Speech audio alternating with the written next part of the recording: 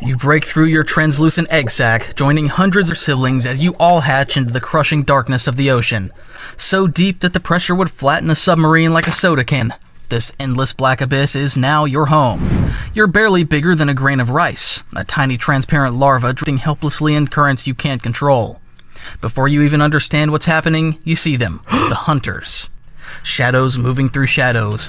Flashes of light attached to monsters. A lanternfish swoops through your siblings, its mouth open wide like a passenger jet with teeth. Dozens disappear in seconds.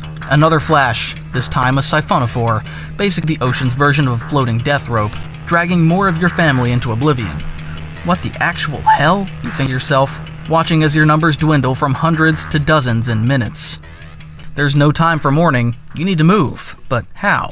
Unlike regular fish that swim horizontally like they have somewhere normal to be, your body is designed to swim vertically, head up, tail down. Your first attempts are pathetic. You wiggle awkwardly, fighting against both gravity and the crushing weight of the ocean. The current does most of the work, sweeping you along like a piece of depressed confetti. At least the darkness hides your embarrassing swimming skills from whatever's looking for its next snack. Speaking of snacks, all this running from death has made you hungry. Your tiny stomach growls, but what are you supposed to eat in this ocean full of creatures that want to eat you? That's when you notice it. Tiny particles floating all around you. A snow-like shower of dead stuff from above. It's called marine snow. Basically, the leftovers of whatever died thousands of feet above you, slowly raining down into the abyss. Not exactly five-star dining, but at this point, you'll take what you can get. You open your tiny mouth and start filtering particles, sucking in whatever is small enough to fit.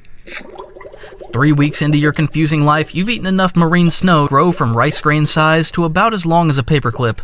You're swimming around, slurping up more deep-sea leftovers when a sudden current catches you off guard. Instead of fighting it, go with it, swimming higher and faster than you've ever gone. Huge mistake.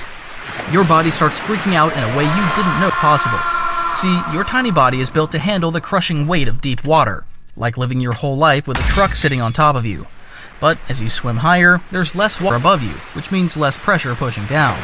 It's like being built for wearing a super tight compression suit your whole life, then suddenly having someone cut it off.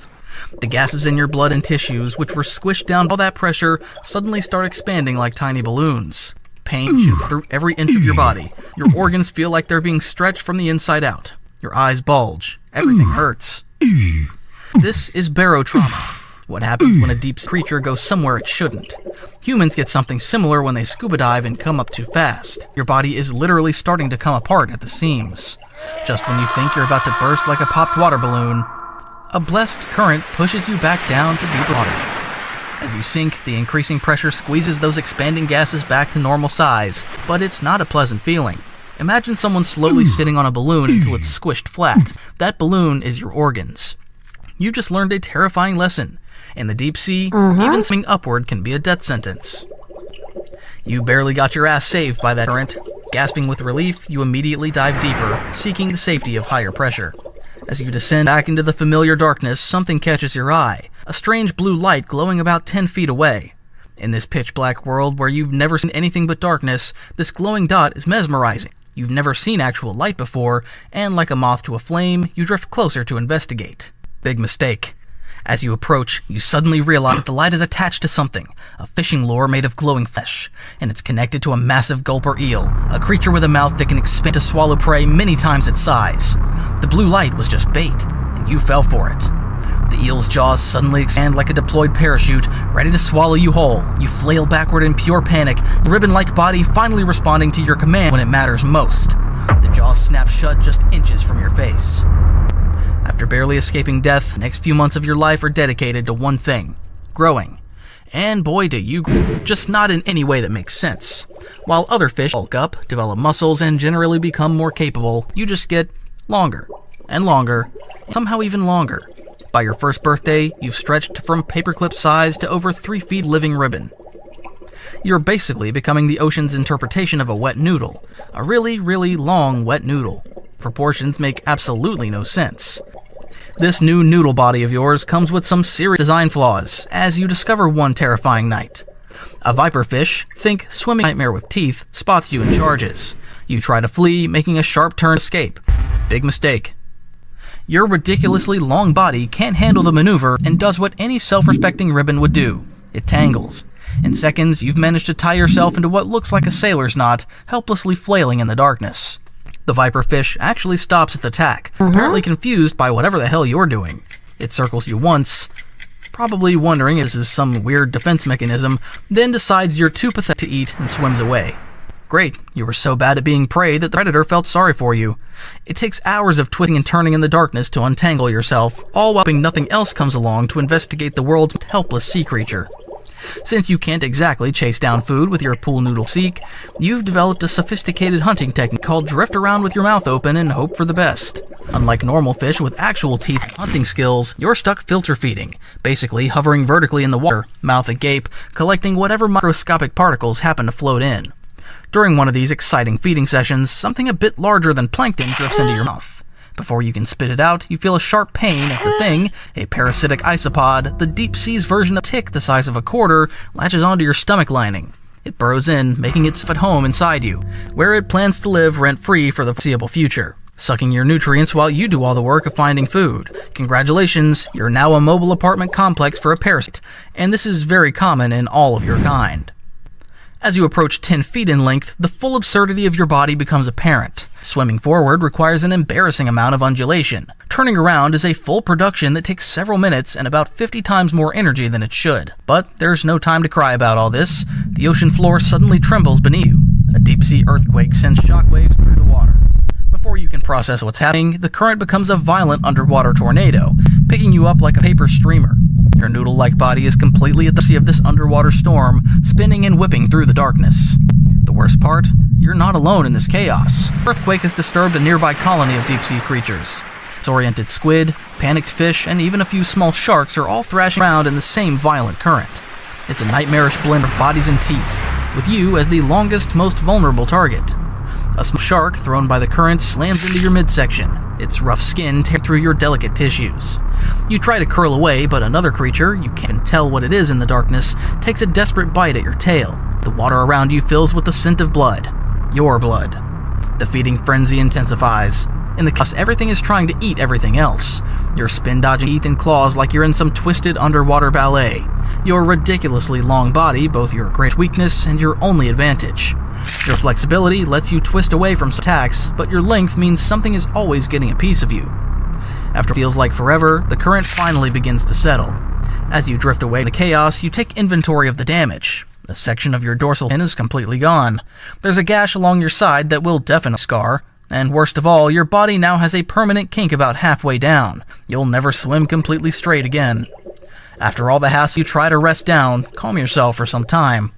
That's when you spot it in the distance. Another oarfish, an adult one, at least 20 feet long, its crimson dorsal fin faintly visible even in the darkness. After months of floating around solo, you're actually excited to see one of your own kind.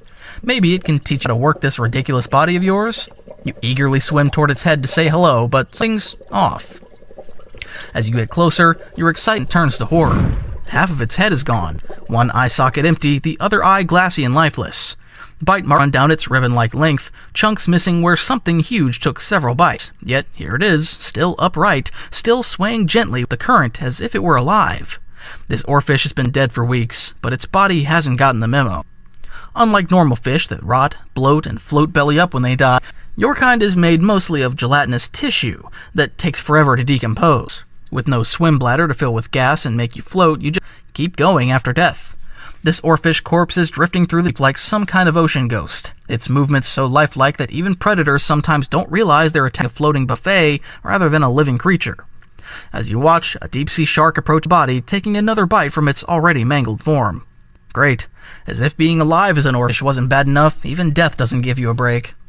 By your 5th year, you've reached your full adult size, over 30 feet of impractical sea ribbon. At this point, you've accepted your fate as a drifting, gelatinous question mark that even evolution seems confused by. If you thought finding food was hard, finding love is practically impossible. Dating in the deep sea is a nightmare when you're a creature that might see another of your kind once every few years, if you're lucky. There's no deep sea dating app, or fish hangout spots, just endless darkness, and the crushing realization you might drift your entire life without ever meeting a mate. On the extremely rare occasion when you do spot an adult oarfish, there's no romantic courtship, no getting to know you phase. It's basically, oh, hey, you're also an oarfish? Great, let's make this quick before something eats us. No dinner and a movie, just a brief, awkward encounter where you release eggs or sperm into the water, depending on which parts you've got. Out of the thousands of potential offspring you release, maybe a handful will survive to experience the same miserable existence you've been enjoying. That brief encounter, you'll likely never see another oarfish again. Many of your kind never even get that much, spending their entire life drifting solo through the abyss, their reproductive material eventually released into the empty water as they die, making them the literal definition of dying alone. After years of somehow surviving in the deep ocean, despite being nature's most impractical design, your luck finally runs out. A massive underwater storm pushes you far from your usual depth. The currents are too strong to fight, especially with that permanent kink in your middle, throwing off your already limited swim abilities. You're carried upward, away from the crushing pressures your body's designed for. As you rise, that familiar pain returns, the barotrauma from your youth, but 100 times worse. Your organs start expanding, tissue tearing from the inside.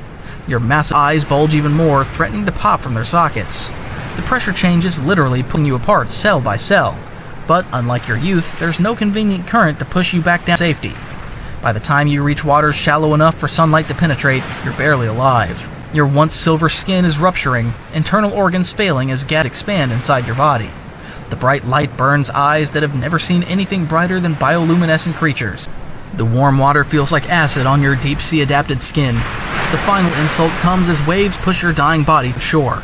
Your 30-foot ribbon with its telltale kink washes up on a beach. Humans gather round, pointing and taking pictures of your bizarre form.